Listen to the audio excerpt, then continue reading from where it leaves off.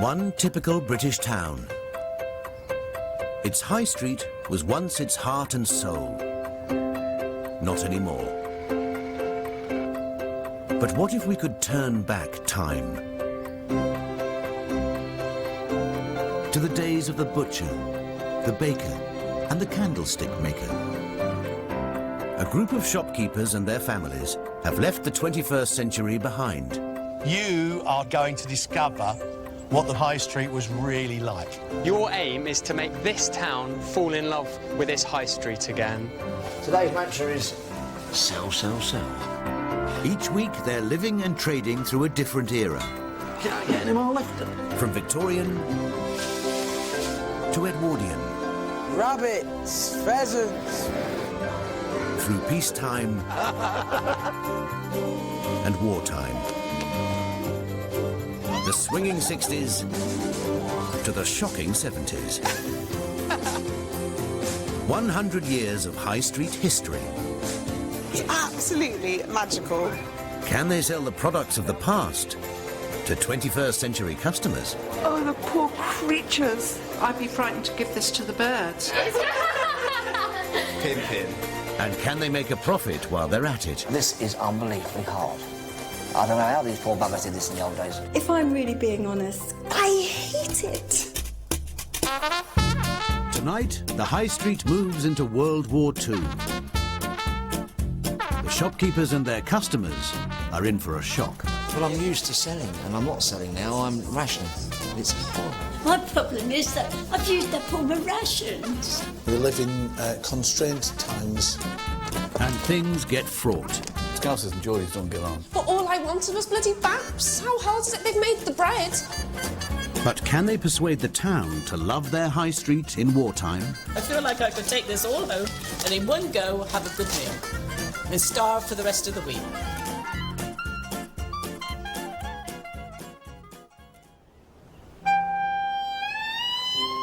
The shopkeepers are travelling forward in time to prove themselves on the World War II high street. And for the first time, profit isn't everything. Shopkeepers had to take on a new role. They became part of the official war effort, regulating rationing, distributing limited goods, and making sure everyone got a fair share to survive. The struggle will be the lack of takings. There's not going to be a lot of takings, but we've decided that it's the Second World War and it's the Dunkirk spirit. There's nothing better than adversity to bring people together. It's not really going to be about making lots of money. It's about getting through. As they arrive in the market square, they are confronted with the austerity of wartime. It's very murky looking, isn't it? Very drab and... What's the war? No one will come in if they see it all horrible like this. We're a British restaurant. A British restaurant? That's what it says. A restaurant, Mum, that's not just cakes. Saffron's right to be worried. For 3 eras, the Devlins have struggled in all their catering endeavours. I didn't think I could make cakes, but I really didn't think I could make them this badly. What on earth have we got us into? Enforcing the strict rules of the era is the High Street's own Chamber of Commerce, 5th-generation baker Tom Herbert, social historian Juliet Gardner, and successful greengrocer Greg Wallace.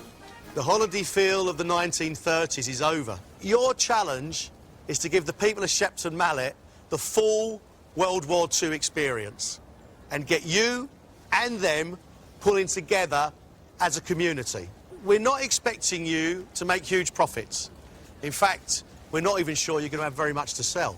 You are in the front line of the British war effort, introducing Shepton Mallet to a culture of make, do and mend. I think we're going to find out which of you will look after each other and which of you will look after yourselves. Good luck, ladies and gentlemen. The biggest change on the High Street is that the Baker's has also become a British restaurant. Think positive. Oh, think positive, yes, think positive. Oh, this fantastic. Oh, wow. Oh, it's so wicked. The government set up British restaurants and they really work to help with rationing and to feed people, mainly workers, give them a decent midday meal. They found it difficult with a tea shop. I think running a restaurant's going to be a heck of a challenge. After some disasters with food in previous eras, the Devlins are surprisingly upbeat. What we have here is a very utilitarian establishment for simple food, along with a bakery, we'll be able to do. Our butchers this week are selling nothing but mutton. The ration list is as follows. Mutton, £1.5 of meat to be sold. Who eats mutton these days? I bet even if you ask people, they wouldn't even know what mutton was. Mutton is the meat of a sheep over 2 years old. So that's a huge challenge for our butcher. Even clothes were rationed. Dressmaker Jill will have to persuade her customers to make do and mend instead of selling them new dresses. Looks a bit emptier. A lot of it won't be selling stuff so much as fixing what little they do have. Blacksmith Simon's 1930s toy shop has been replaced with a practical hardware store. It's quite sparsely stocked. It looks as if it's just really essential items. If there's one family I think are going to find it a real shock, and that's the grocers, because they've been king of this street up to now. For 3 eras, the Surgesons have thrived and made huge profits. Today's mantra is sell, sell, sell. But the war has changed everything. Oh, Mother Hubbard, look at it. For master salesman Carl, shortages are a shock. You see what we've got on the shelves now, and I bet you that's all we've got. Daughter Safi is equally aggrieved. When I got 2 oranges, which is nothing, I could eat them within an hour, 2 oranges. I love oranges. People are going to be quite disappointed. When we're talking about shortages, before the war, Britain was importing something like 55 million tonnes of food. Within a month of the start of the war, that had dropped by 2/3. So basically, the sweet Fanny Adams in the fridge. Britain was really an island under siege. As well as distributing meagre rations, the shopkeepers will have to survive on them. 2 ounces of butter, cheese, margarine, lard and tea, 4 ounces of bacon, and just 1 egg per person per week. And that'll be our daily ration, will it? Or weekly ration? Weekly ration. It's not, is it? We get that much cheese. You could eat that in 5 seconds. There's not a lot there. Well, enough for a week. There's probably enough for a day. Well, eat frugally, but I'll still moan when I'm hungry, because I don't like getting hungry. I get pretty upset when I'm hungry. I think it's going to be challenging because there are lots of us and you guys have got hollow legs. There's probably going to be a few growly tummies around. You have your own food, so you, decide what you do with it? No, you don't have your own food. It's not for you to say, oh, well, that's my rasher of bacon, isn't it? It's about Mum and I being able to use all of the rations for the family. It's not all doom and gloom for Rafe and the rest of the shopkeepers, as they have been given a communal vegetable garden and chickens to help supplement their rations. The group of local customers who have shopped with them for the past 3 eras won't be as lucky. They can only buy rationed goods at the shops for the next week. A bit anxious about the size of it. But looking through it, doesn't seem to be as much in as I thought there might be. There's a war on, don't you know, so let's get inside. This era will be the ultimate test of customer loyalty. So how many children's in the family, Mr. Burt? It's 4 boys and me. I feel sorry for the people in the olden days. During the war, grocers and butchers became bureaucrats for the government and were expected to get to grips with a complex rationing system quickly. We don't keep the books, they keep them. Yes, and we're writing it on the envelope. Stop getting excited. I flipping hate paper with a passion. At the butchers, Sharp and Son have got to break the news of just how small the meat ration is. What can we get and how much of it? No, we don't. Well, you can get £1.5 of meat. Starvation diet, then. Oh, yeah, just get to see how we do. And at the grocers, it's a similar story. Is that 2 ounces each, then, for a week? For a week. So do be sparing, my darling. I know. That's very shocking. It was a real eye-opener, because the shelves are just bare. It's like walking into a closed shop, almost. It looks so good. I would love to have some more, but obviously I can't. And I'm just worried it's not going to last very long, the 2 of us. It's not just the customers who are disappointed with the realities of rationing. It's a bit strange, there's nothing here.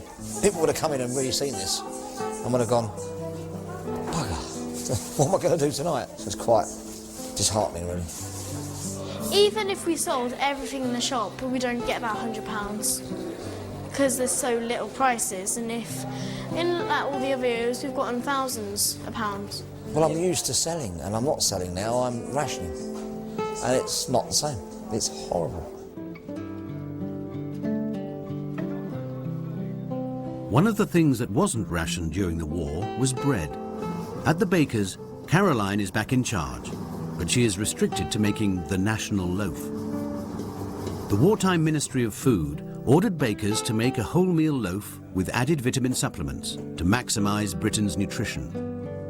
But some elements of the recipe jar with modern tastes. I feel really uncomfortable about putting 7.5 tablespoonfuls of salt, and I live in fear of yet another salty loaf and a whole pile of complaints from people who are already going to be on the back foot because they're challenged by the shortages and the rationing anyway. Very salty. Caroline's fears about the dough are borne out. Salty. Oh, it tastes like the sea! Yeah. I'll leave you to it. The salt was added to help preserve the loaf, but that's no comfort for Caroline. I'd just like to be able to make what I consider to be a good loaf of bread. And here we are in the 4th era, and we're still making what I perceive to be, well, just inferior bread. And as a baker, it's just so frustrating. Caroline is right to be concerned, as during the war, this wholemeal loaf was universally hated. In fact, people dubbed it Hitler's secret weapon. But what will their customers make of it? Hi, I'd like some white bread, please. It's not white, it's brown. Oh, no. Really? Yes. OK, I'll just have to make do with brown then, I suppose. The salt level, well, we should tell you now, is relatively high. Would you like to try a sample? I would. Yes. But it's not that bad. Yeah. It's not that bad. Our first sale of the day. 20 Oh, Lord. The national loaf isn't exactly a big hit with customers, but they're getting into the spirit of making do. It's chewy and a bit salty, but fine. Cheapest, yes, isn't it?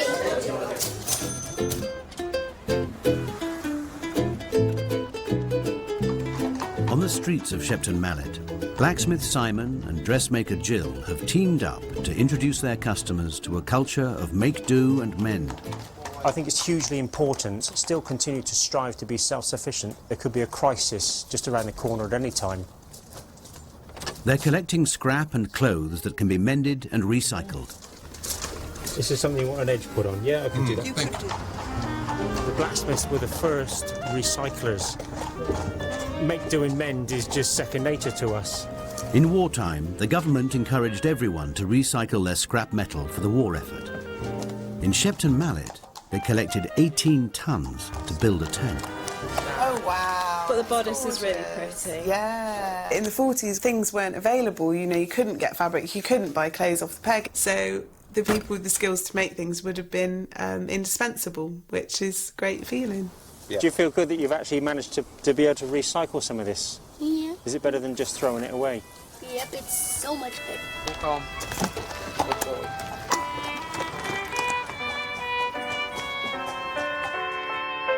To make their rations go as far as possible, the shopkeepers have pooled their resources.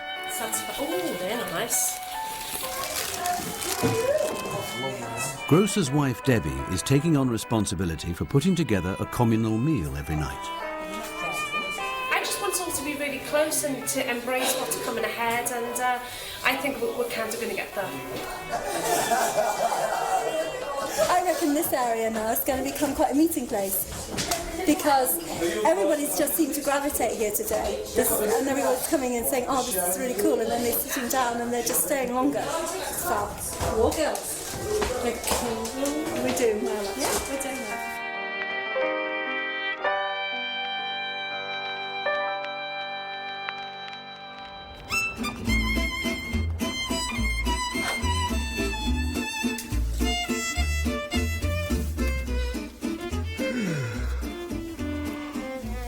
Yummy bread and jam for breakfast. Oh, what fun. Butchers Andrew and Michael have opened early as they want to catch the Shepton Mallet breakfast trade. It's not bacon they're cooking, but macon, made from sheep, not pigs. Macon is cured mutton, We're turning a chicken into a pig. We make bacon out of mutton. That's where we've got macon. Macon, murgers, mossages. But it might be a tough sell. Mutton, they say, as tough as mutton. That was the... Tough as old boots. I'm confident that we can get people to try our macon. As to whether they will buy it will be another issue. Go on, get your macon. We're in a war, hard times. Go on. We can make sheep taste like pig. Just as nice. Best thing you can have for your breakfast. Go on. Mutton, bacon, macon. Is it mutton then? Is it mutton? It certainly is mutton. So why aren't there many pigs? So there isn't enough of anything, so you've got to make the most of it. Everyone wants bacon, Right. so what we're doing is making bacon out of anything we can get our hands on. There you go. Interesting, seriously. Thank you. That is gorgeous. Oh, it's very tasty. That's all right, actually. That really is all right. Bacon, it's an easy sell, to be honest, because it tastes like bacon. Everyone recognises the flavours in there. You've got a slight mutton hue in the background, but it's not negative. The proof of the pudding is in the eating, is it not? The butchers have managed to satisfy their customers. And at the grocer's, Carl and Debbie have a scheme to do the same. We were a bit sneaky in the last era and we've actually hid some food.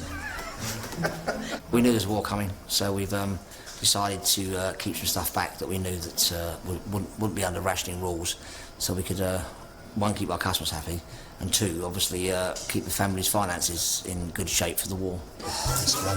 Let's open the door then. There's our kit still here. Yep. Yes. Yeah, excuse me. Yeah. Got things to sell. Harry, if the Ministry of Food find out, you're going to prison, not me, all right? See what we've got. Wow. And we got sugar, spaghetti. I think that's an amazing stash, Aaron. We're going to get it under the counter, keep it under the counter, and then when customers are coming in saying, have we got this, have we got that, say, no, but we have got this, and unfortunately, it's pretty expensive. We've got brown sugar. Brown sugar, that's like gold dust. I reckon we could sell for almost 10 quid a bag, couldn't we? And we know the likes of Mr. Blake and Mrs. Payne have got little kiddies. They'll want ketchup, and we've got ketchup. I think it's got to be a good £5 a jar, though.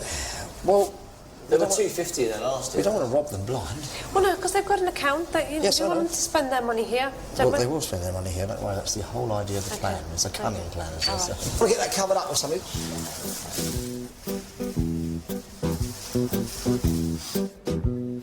Whilst the grocers are helping themselves, the bakers have a hard task ahead.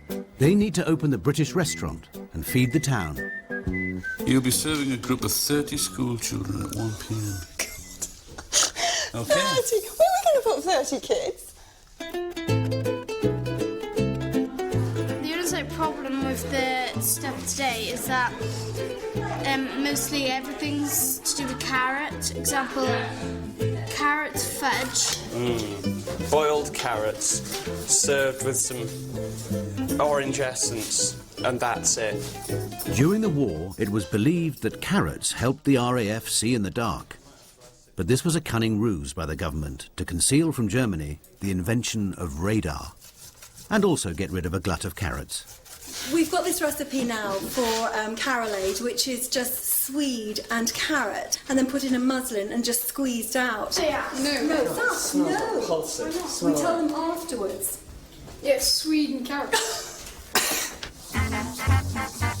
For the main course, two slightly more familiar wartime classics, spam fritters and corned beef hash. I felt just like a school dinner lady. I thought it was bad enough cooking for 6 of us all the time, but 30 people, definitely school dinners. At the grocer's, customers are still getting used to the realities of rationing. You wouldn't want to wait in queues all the time. I wouldn't have the time to wait in queues like this all the time. Eggs. Your weekly allowance each. You're allowed 1 egg each. Is that right? Yes. Dear, what are we going to do? Cereals. Yeah. Cereals. We have got these wheat flakes, but for our special customers, we've got some round the back. Yes, do come this way. Excuse me. I can tempt you with a few of my goodies. These can't be on account, they've got to be... So we've got shredded wheat, we've got cornflakes, cream crackers, Lions tea. If we have some shredded wheat? Certainly, you certainly can. Yeah. I'll just put those on there. I'll tell you one thing, now you can be the first and only customers in Shepton Mallet to get cane sugar during the war. In that case, it's mine. It's got to be a fiver. Fiver? It's got to be, hasn't it? So we've got these, right? Now, as you know, before the war, these were around about £2 a pack. Yeah. But unfortunately, it's wartime now, I'm afraid they're doubled. They're £4 a pack. Goodness me. All right, we'll try it. Right. Have you got a bag, Mrs. Marsh? A special one there, don't they? See that one? Let's see it. All right, see. We've been down the back. Have you? What's around the back? Oh, we got some special items around there, mate. I think Carl looked after us rather well. He said we were special customers, which was really nice. That was just quite exciting to be offered something perhaps other people wouldn't. Yeah, no, I like that. I've managed to sell some already. I've make what? Christ, over a tenner already. So it's a good start of the week. So would you be interested in coming and have a look at my little goodies? I've got some really good things here. But, How much are the cream crackers? it's £3 a box. Yeah, so that's cool. How much is the all whispering? £2 for a tin of soup. Well, I'm the local spib, as they say, so yeah. I'll get it for an emergency. As shocking as they might be, Carl's prices are actually quite reasonable. In wartime, luxuries such as melons could change hands for as much as £2, a whopping £68 in today's money. One bag, hiding jobs. Yeah, I mean, the black market, I've got no knowledge of it in real life, but I mean, that's what I would do if it was me, and have the chance to make a couple of bob. I know by the end of the week that tray would be empty. Back at the British restaurant, the school kids are arriving. Can the bakers succeed in winning them over to wartime fare? First up is the carolade.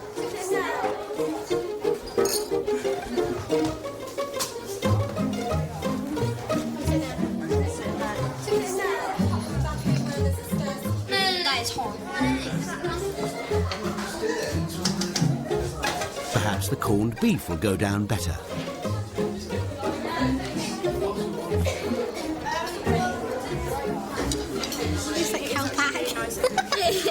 I'm not saying it's disgusting, it's just I'm not used to it. That's vile. The meal hasn't been a success, and there are a lot of leftovers. I wasn't expecting the reaction to be good, you know. But they said that the spam was horrible, the corned beef was horrible. Well, to be honest, that's what everyone would eat. So if they don't like it, then tough. They wouldn't survive back then. My feet have never hurt so much, ever. It's just... I know, it's such a whinge, but they hurt.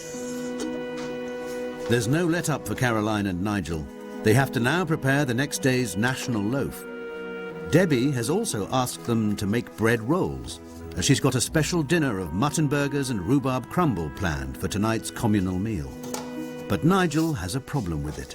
Debbie wanted to make burgers in a bun, but what we have to do, bearing in mind the period, is use what we've got. And we've got bread left over from the lunch today, so we'll just have to use that.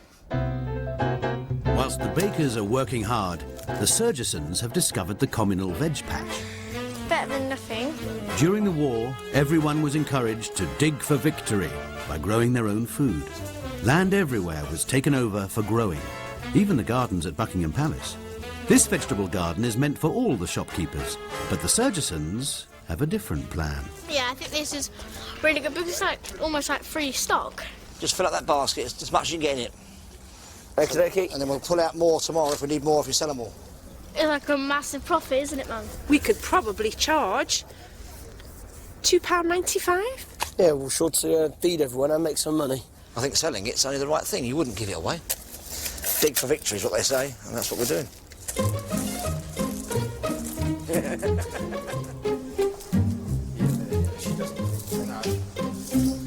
It's been a triumphant afternoon in the garden.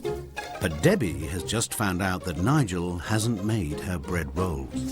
Carl, just as a waste now because again with that dickhead of a man. I just can't do it anymore. Who do you think? Nigel. Yeah, but all I wanted was bloody baps. How hard is it? They've made the bread. That's the hard bit. Rolling the baps is easy. Scousers and Geordies don't get on, but at the end of the day, regardless of whether we've gone or not. We're going to live the period. And it's just a difference of opinions, that's all. You know, she's right and I'm... No, she's wrong and I'm right. All he needed to contribute for dinner tonight was to make baps. I've made the crumble, I was making the burger mix, the baked potatoes in the oven. You know, I don't know how I can be nice all the time when he's been an absolute tosspot. And it's really made me cross. Bit of a mountain over a molehill, but we'll get through it. But I don't feel comfortable now. That's the difficult part. I don't want any dinner. I can smell burning, having said that. Oh, God. Oh, hell. Oh, her crumble is burnt. Oh, God. It's not funny, okay? It's not funny. There's nothing I can do about them, you know. I could smell the burning when I came in. It's not rocket science. You've got stuff in the oven that they're going to burn. I'm not really happy just to keep providing everybody if I'm not going to get something back in return. It's the final straw for Debbie, and Caroline is now in the firing line. Caroline, hear me out. If you would give us that bread anyway, then why couldn't you just turn them into baps? Does it matter what form that bread takes? Have you tried to eat a burger in sliced bread? To say, actually, what we're contributing is not to your specific requirements. It's crazy. It's just what I expected, that was all. But if we can't deliver that, then really... Well, you could have delivered, you just chose not to. I think to say that we chose not to makes it out to be a deliberate thing, and that's unfair. With the wartime spirit now in tatters, tonight's communal meal is cancelled.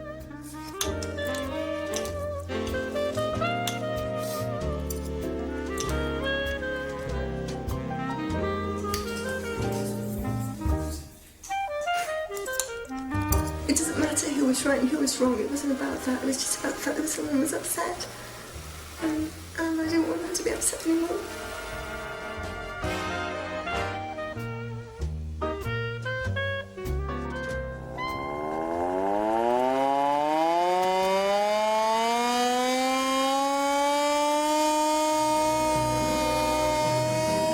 It's an air raid.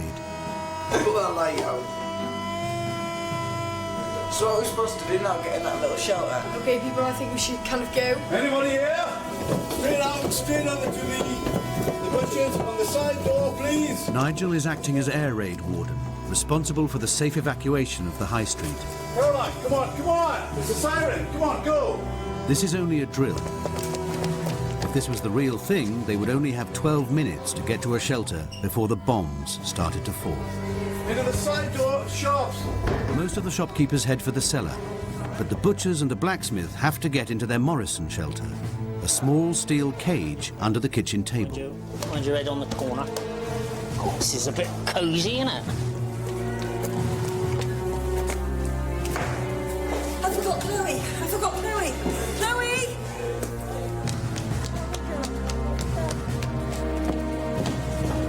The bakers and grocers will have to spend the evening together after all. My heart was just pounding. The siren makes you makes you move. We could be under here for days. Would you get in trouble for not going to your shelter? No, you just die, don't you? There's no trouble in that. If the house was bombed and you weren't under here, then you'd be the one that died. Imagine if this was covered in rubble. Yeah, how the hell would you get out? You could bloody... You wouldn't, would you? It wasn't just the big cities of Britain that were bombed. In Shepton Mallet, the skies were alive with enemy bombers, and more than 200 bombs were dropped attempting to destroy the nearby railway line. People used to have to live on their wits, you know, and that made them, well, I don't know what it made them. It must have made them very different people to how they started. Much harder than us lot. Oh, yes. Oh, much tougher.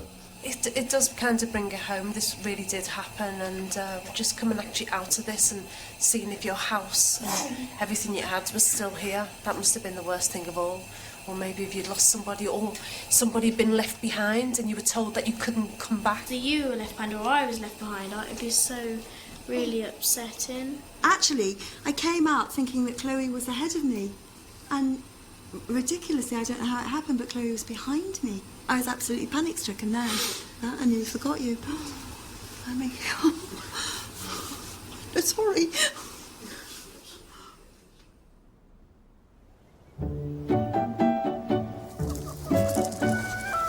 Things are back to normal after last night's air raid. And even Caroline and Debbie have gained some perspective on their argument.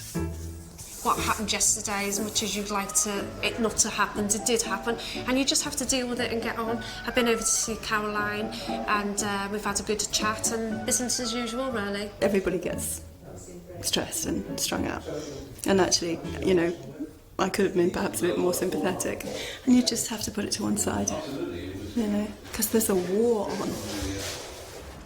As the dust settles, everyone is back to work.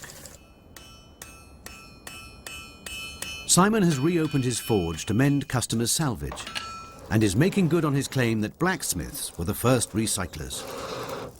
The amount of tools that I've got to sharpen, to refurbish, to resurrect from the dead is unbelievable. The tine's broken off. I've got a cut nail here, which is actually carbon steel. And if I can try and fire weld that on there, I can repair this and get it back to working order. Oh, that's nice. Just the material.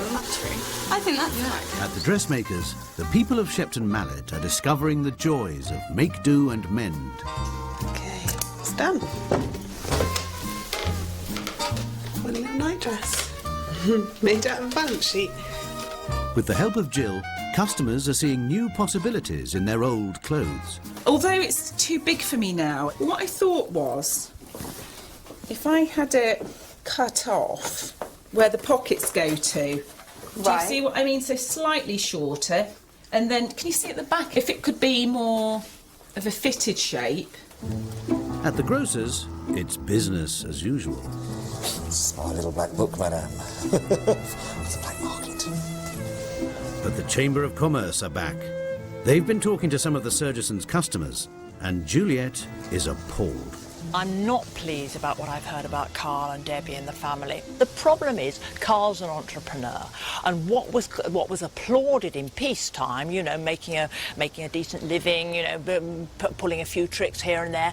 In wartime, it's frowned on. It undermines society. It undermines the war effort, and what's more, it's criminal activity. Hello, Juliet. Hello, Carl, Debbie. Right, Carl and Debbie, I've been talking to some of your customers, and quite honestly, you haven't been playing the game. I am shocked. The reason rationing was introduced, it was about fair shares for everybody. They didn't want it so that just those who could afford it could have more.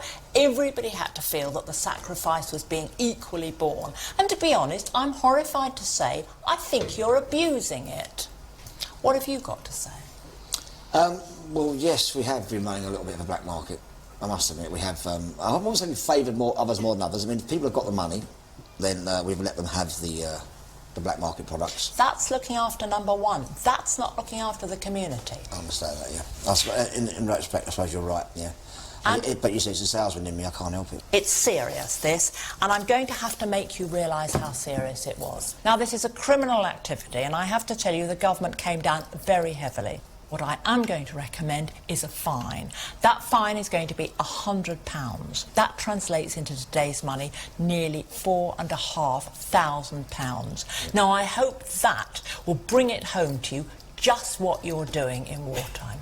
Okay. Goodbye. Thank you. Goodbye.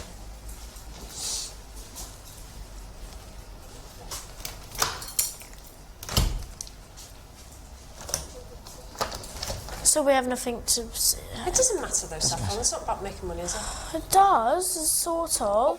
Anyway. We haven't taken any money this week now. Doesn't matter.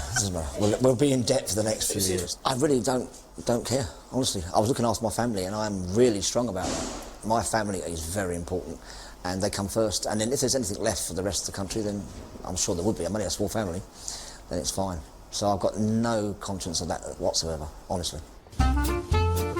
While Carl is unrepentant, it's left to the bakers to try and instill the wartime spirit in Shepton Mallet. That's Jack, they've got to cook for an hour and a half. If they're too small, they'll just disintegrate. It's round 2 of the British restaurant. They've got 15 people coming for lunch and 2 hours to prepare 2 wartime classics, rabbit stew and braised sheep's tongue. They smell terrible, actually. And also, I've looked at what the instructions are, and it says by the time that when they're cooked, you have to start taking out all the bones and skin them. There's not going to be anything left. Look at that. To think I've never even done any sort of thing like this before, and I know somehow what I'm doing. For dessert, it's eggless date and raisin pudding. It's very stodgy. I think it was an era of stodge. I think we've pulled it together. That's down to the children as well, because they straight away know what's expected of them. They got the veg going, and with her, Jack's made the dumplings. So it's absolutely brilliant. To be honest with you, and we don't want the children knowing this because actually, you know, they'll only demand more from us. But actually, we're really, really pleased with the way the kids muck in. Hopefully what you've seen today is a family working together. Bakers think they've cracked it, but it's the diners who will decide whether the meal's a success. Right. These local pensioners actually lived through World War II, and they'll know the genuine article. Go and put that milk out on that table. Actually, no. Yes, on that table, and then... No, actually, wait. What about Henneken? Yeah. Yeah, well, he's dead. Table 1. That's table 1? Yes. For the rabbit stew, but we don't have any butter. Oh, all right. Thank you. We've got bread, but no butter, because there's a war on. 2 rabbit stews. Yeah. You see this well-oiled machine here? The rabbit stew. We used to get rabbit during the war, and it was a treat if you managed to get a rabbit. I wouldn't like to tell you what we had in the war. Half of it went in the swilling. It was very nice, yes, yeah. Lots of nice cabbage as well, yeah. I appreciated having that because I haven't had tongue cooked like that probably since then, actually. Thank you. We've had an absolutely lovely meal. It put me back to my childhood. Thanks so much. When I was about 10 or 11, and it tasted exactly the same. It was gorgeous. And you thought it was very authentic? Yes, oh yes. The whole thing has been authentic. I felt anyway, having lived through it, that I'm reliving it again now.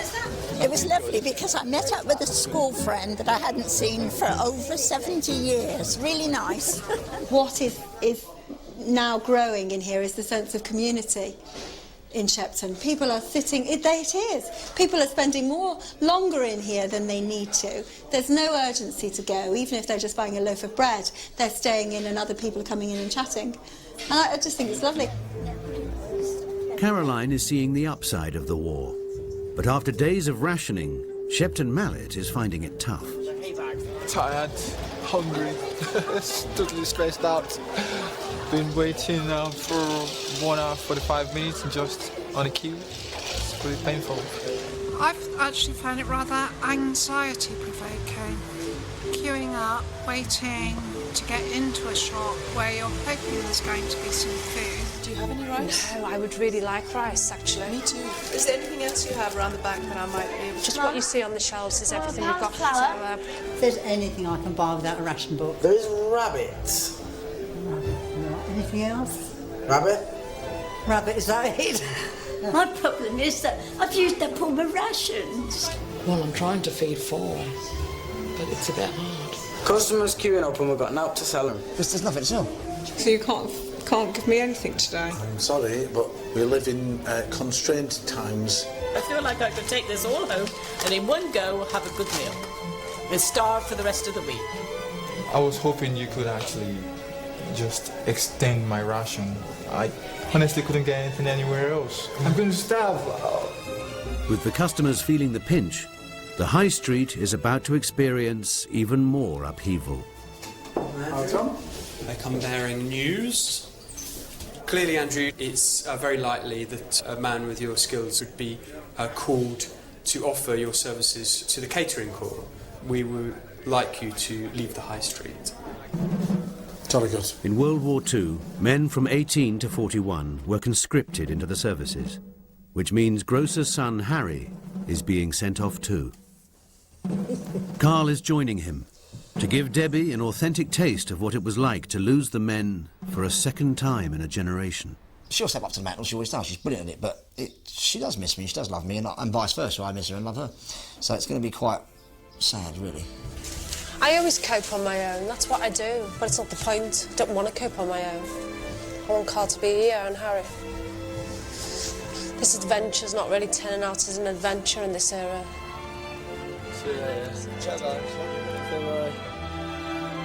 Bakers were initially a protected trade, so Nigel is staying put. While Debbie may miss Carl, for butcher's boy Michael, it's an opportunity to run the Sharp empire. Dad's gone to war. I'm not too bothered about that because I get to run the Sharp, which would be really great. But the Chamber of Commerce has a surprise for Michael. Her name is Anne Davidson, a lady butcher from Scotland. He might be a bit upset because he's never worked with a lady before and he's always worked with his dad, so he'll be a bit upset because he's not in charge. Hello, Hello. I'm Anne. You must be Michael. I am. Yes, I'm the new manager of the shop. I knew your dad's away to war. You're going to be manager? Yes. Right. So that kind of means you're boss, doesn't it? Yes. I can't have that. My shop, and I'm afraid I'm going to have to run it. Oh well. I'm sorry, Michael. You'll just have to put up with me. You're only 14, Michael. You can't do a shop your own. OK, Michael, I'll go and get my coat on and then we'll get some customers in and start selling. All right, okay. all right.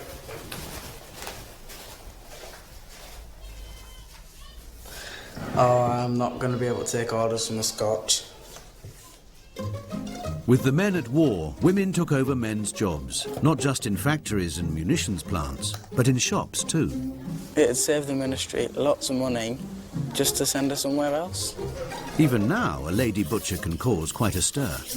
I don't mean to be rude, but yes, I'm used to seeing a lady in the butchers. Have you qualified? Have you trained as a butcher? Yes, I've qualified. It's come as such a surprise to me to see a female butcher. Not that I'm sexist or anything, you know. They look at you and you think, you can't butcher. Or look at you, you've got to prove yourself. Right, Michael, you put this away from me, please. You've got the note of the price, Michael? You need to get tidied up now for more customers coming in. He doesn't like me, he's staring and he doesn't like me. Because he thought he was in charge, you see. Got a bit of paper, Michael, please? Don't like being told what to do at all. No, that's just not going to happen very smoothly. It's not just Michael who is feeling down. Everyone on the high street is finding wartime grueling. I never realised they worked just so hard for nothing. It's been a really tiring day. I was up at 6 this morning. We're still on the rations. Breakfasts aren't very decent. Lunches are not very decent. We've run out of milk, so we're down to black tea. Usually if I want something I can have it, and now if I want something I can't. So it's a bit, you know. It's vital that they keep their spirits up. So the Chamber of Commerce have organised a dance to boost morale. And Jill, the dressmaker, wants to look her best. It's so I look like I'm wearing stockings. Look, it works, doesn't it? Yeah. Compared to how white my legs were before, it does work. In wartime, beauty had to be improvised. Don't do it wonky. Make-do creativity was key.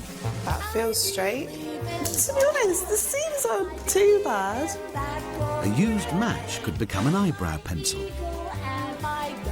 Beetroot lipstick.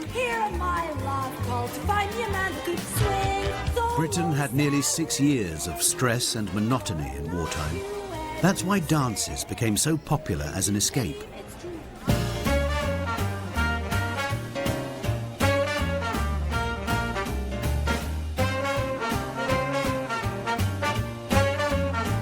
They do look amazing, though, don't they? Yeah, they really look amazing. Do you like the start? I'd love to.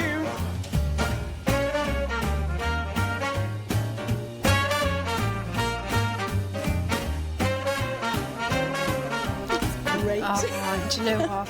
How we to do the chicken head, that was the thing. With a stranger, no less. Yeah.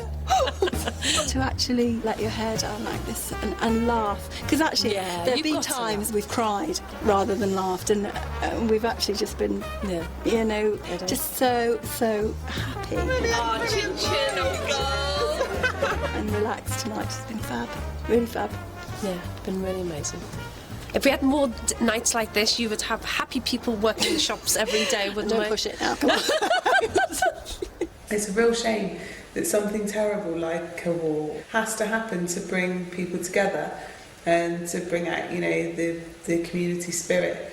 It's a shame that we can't remember those bad times and keep that good community spirit when things are better. Go on then, Chloe, open the box.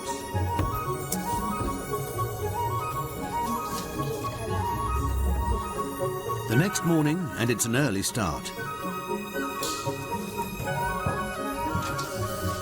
Except for Michael, the butcher's boy, who seems to have forgotten his duties. Your shop open today, Michael? I don't know.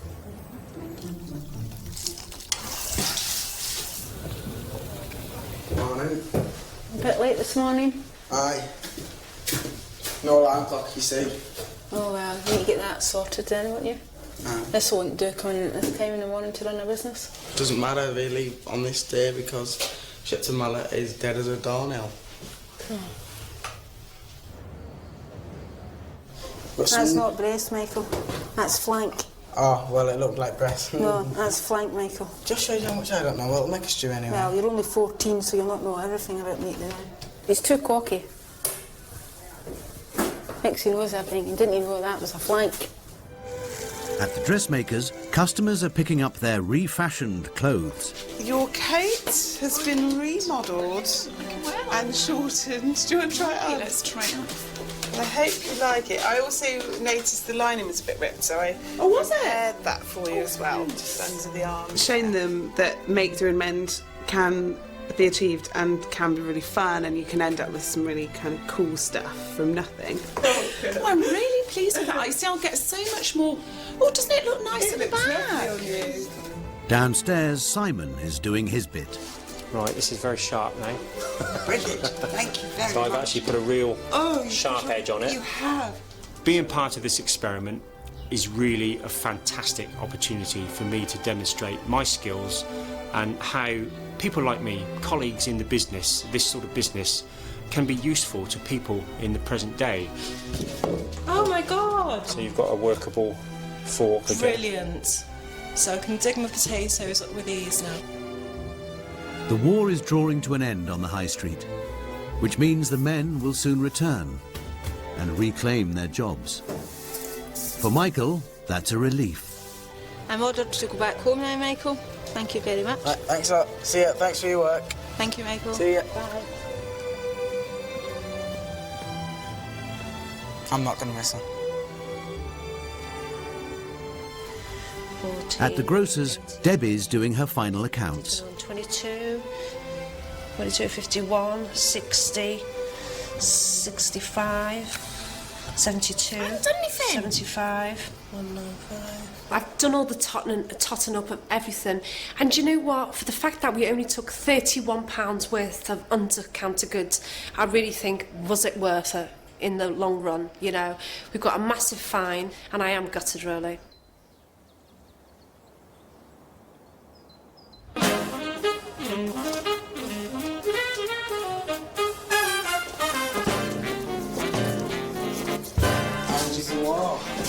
Well, with Mum. Oh,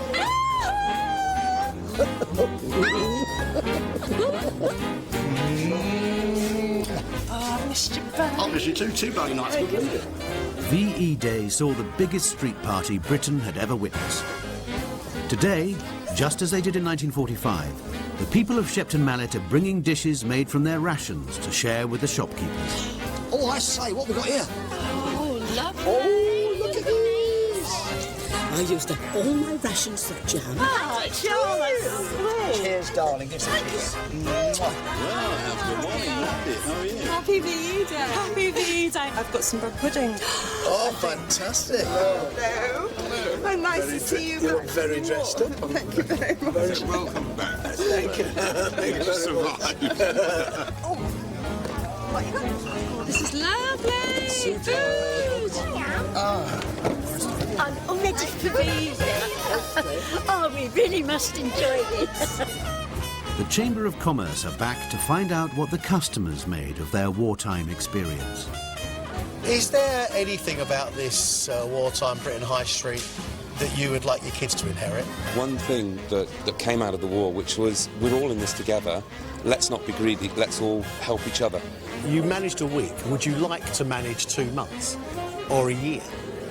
It wouldn't be much fun, but we could do it. Got used to putting less butter on things, but we got used to it.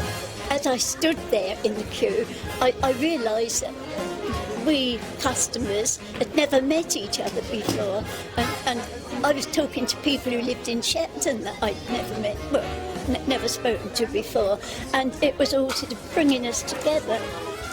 People went without, yet are still talking about what a wonderful community spirit it was. Now, OK, to build a community spirit, at the same time as you're hungry, I mean, how powerful was the feeling here? I think that's right. I mean, and the people were talking about queuing, and imagine queuing, you might queue for several hours and still not got what you wanted after that. But people talked about getting to know people in the queues. They talked about wanting to come back into Shepton Mallet. They found it a more sociable place, and they felt they've got to know each other in a way that they hadn't before. Well, the grocers have caused controversy this week. I mean, they can't help it. They're natural salespeople. They want to make a profit, and I'll take my hat off to them there, but they really didn't understand, A, the era they were in and how tough it was, and B, what people would have thought of them. If there was plenty of black market trading going on, would you feel left out that you had? Good heavens, no. I'd be appalled. No, I'd have shocked anybody if I'd known about it. You would? No, without hesitation, even if I knew them. Because otherwise, if you go on like that, the whole system will just fall apart. Siobhan actually said that she bought some stuff on the black market. I was totally affronted. I thought, why wasn't I offered it? Because I had the money. I could have bought that stuff. The High Street really did come together as a community, and they were all going without. To then suddenly find out that they had sacrificed while others were cheating has caused a fair bit of anger. He was profiteering. He was selling goods off the rations to turn a quick buck, and he did it in wartime, and that's not on. The bakers have had a fantastic week. Yeah, this has really been their era. I think they've been exemplary. I think they are just really terrific people who actually share and care, and that's exactly what you would have needed in this era. I don't think they've had to try that hard. I think that's them.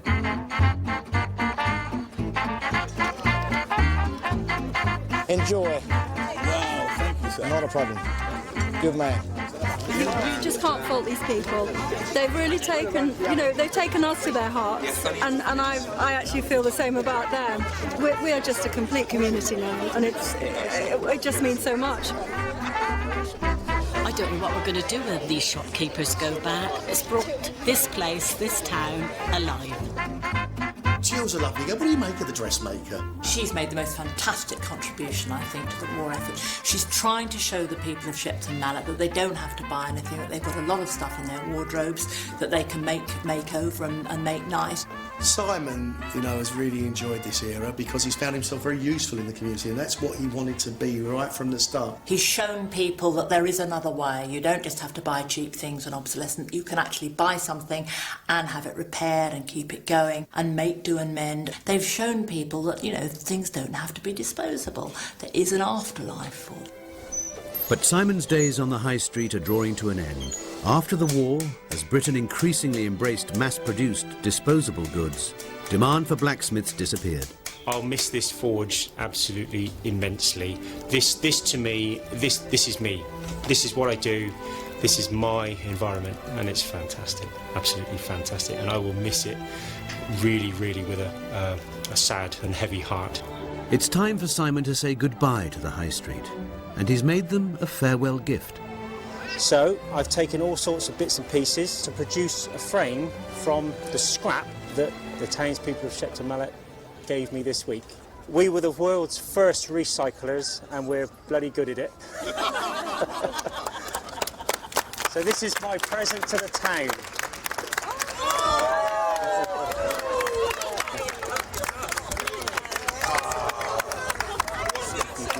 Excellent. Pass it, it's quite heavy. Pass it on. Very heavy. Can we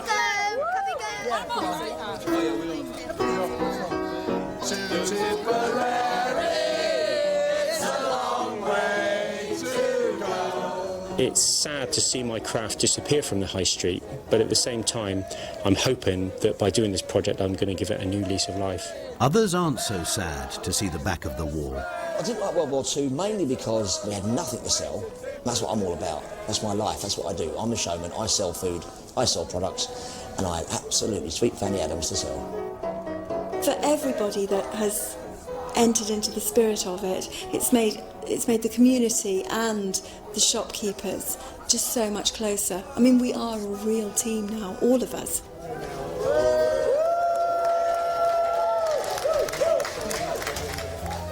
What an absolutely amazing week. Devlins, your commitment to this high street has been unbelievable. That, I think, is probably the spirit that actually did get Britain through really tough times. Well done. Grocers. Oh, the controversy. Bad boys and girls. Not the spirit that got us through the Blitz at all. Got caught, we've been done, and that's life. But we'll carry on, the business will keep going, and watch this space.